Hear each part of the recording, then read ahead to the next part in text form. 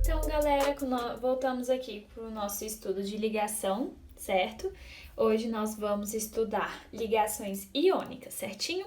Tem de lembrar sempre que a ligação iônica vai ser a ligação entre um metal e um ametal, certinho? Então, a gente tem de voltar a entender, relembrar que o meu metal ele tem tendência de perder elétrons e o meu ametal de ganhar. Então, toda vez que eu tiver um ametal se unindo com um ametal, eu vou ter uma transferência de elétrons, certo? Essa transferência de elétron vai rolar uma atração. Então, toda vez que um tem de perder, o outro tem de ganhar. Essa atração é a própria denominação do que é uma ligação iônica. Então, a ligação iônica é a atração entre íons. Então, meu ametal, ele tem tendência de perder, certo? Então, ele vai virar um cátion e é representado pelo esse mais aqui. O ânion, ele tem tendência de perder e ele vai ser representado pela palavra ânion e o menuzinho, tá? E a atração que dá entre eles, a gente chama de ligação iônica, certo? Aqui temos um exemplo, o exemplo do NaCl, que é bem comum, né? A gente vai pegar, eu vou fazer primeiro aqui nesse exemplo, uma distribuição eletrônica para vocês conseguirem ver como funciona bem claramente. Então, aqui eu tenho o meu Na, que é o meu sódio, certo? Eu fiz a distribuição eletrônica dele. Eu percebo que a última camadazinha, ele tem só um elétron, então ele vai ter tendência de quê? De perder esse elétron. Ele perdendo esse elétron, a camada dele aqui, ó, fica igual a 8, então ele vai se tornar um elemento estável. E é isso que a gente está buscando, certo? Então ele tem tendência em perder. Se ele tem tendência em perder, ele vai ser o quê? Ele pode ser um metal, certinho? E a gente também, eu quero que vocês lembrem da família, tá? Família 1A, 2A, 5, 6 e 7. Muito importante, tá, gente? Lembrar a tabela periódica é a nossa amiga, viu? O cloro, fiz aqui a distribuição eletrônica dele e eu vi que ele tem 7 elétrons, então ele tem de ganhar para ficar estável. Então, nada mais do que o que? De eu fazer a ligação entre eles. Então, aqui, ó, eu representei só um elétron do Na e eu peguei o cloro e eu representei aqui, ó, que ele vai doar esse elétron. Eu posso representar assim, que a gente chama de estrutura de Lyons, porque tem evidenciado aqui todos os elétrons e as cargas. Ele ficou com carga mais porque ele perdeu e ele ficou com carga negativa porque ele ganhou o cloro, certinho? Então aqui, gente, bem tranquilinho, né? O metal ele perde, o ametal ele recebe. Aqui temos um exemplo, o magnésio ele tem de perder 2 e o flúor tem de ganhar 1. Então, eu vou precisar de quantos? 2 flúors e 1 magnésio. E a formulazinha fica essa aqui. Lembrando que isso aqui é uma ligação iônica, tá? Um tá perdendo, outro está ganhando elétrons. Ok, gente, agora a gente vai ver as propriedades da ligação iônica, tá? Então, tá, primeira propriedade que temos: elevados pontos de fusão e ebulição, ok? Outra, sólidos à temperatura ambiente. Lembrando que a temperatura ambiente, no caso aqui, é de quanto? De acordo com 25 graus Celsius. Certinho? Ok. Eles são duros e quebradiços. Em água sofrem dissociação. Daí a gente tem de lembrar que dissociar é separar os íons. Então, um exemplo muito comum que a gente viu ali, que eu dei, que é o NaCl. Toda vez que ele estiver numa solução com água, ele vai dissociar, então vai formar Na+, e Cl-, certinho? Ok, eles conduzem corrente elétrica quando fundidos e são polares. O que quer dizer polares? Ele tem polos, polo positivo e polo negativo. Ligação iônica é forte, ou seja, difícil de romper. Bem fácil, bem tranquilo, né, gente? Vocês vão ver que isso é ligação química, é bem tranquilo, bem gostosinha de aprender e de fazer os exercícios. Olá, galera do Explique Enem!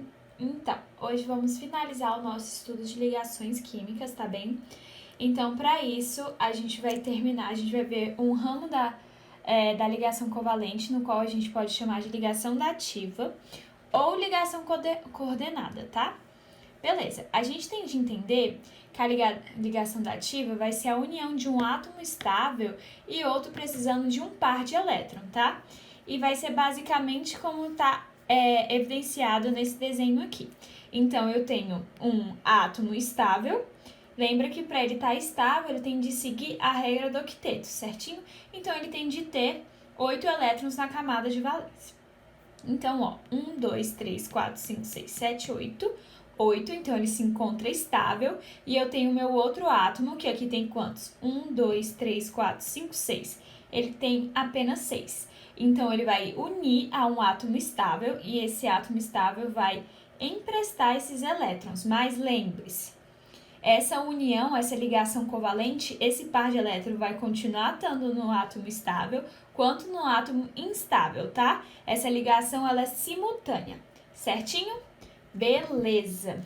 Agora aqui, para a gente conseguir evidenciar isso melhor, a gente tem de observar como as moléculas vão se formar, né, quando elas estão se tratando de uma ligação covalente. Então, aqui temos o exemplo da água, né, que se tratam de dois átomos de hidrogênio e um de oxigênio.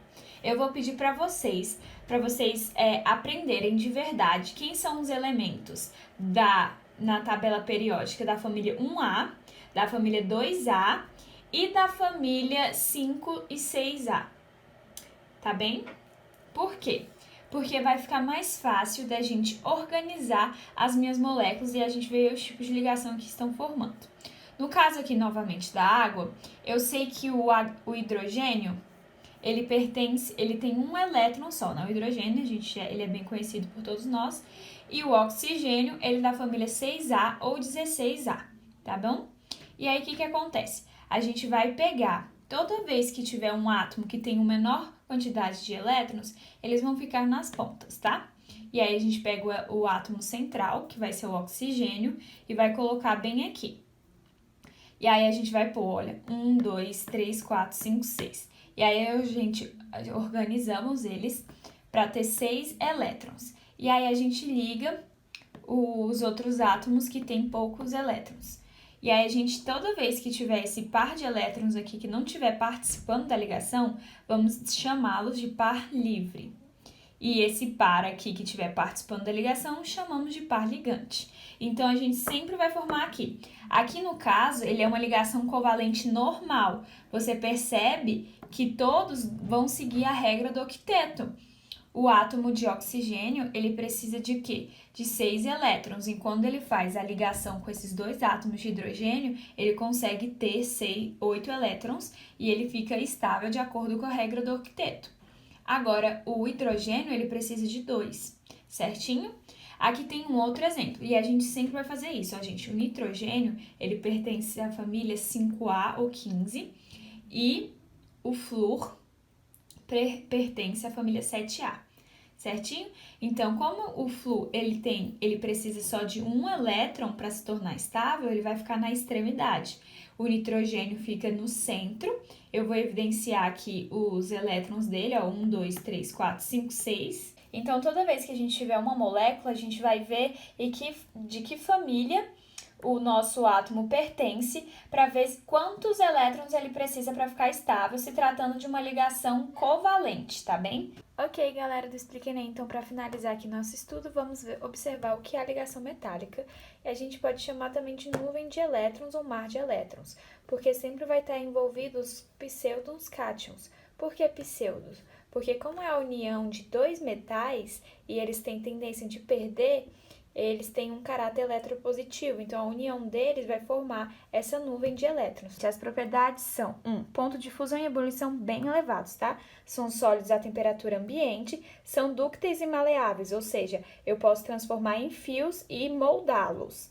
São bons condutores de calor e eletricidade. Continuando aqui nosso estudo de ligação química, a gente tem de sempre lembrar o objetivo da ligação química, tá? Então, aqui, essa perguntinha aqui. Qual o objetivo das ligações químicas? É atingir a estabilidade. Quando eu atinjo a estabilidade, eu tenho a menor energia, certinho?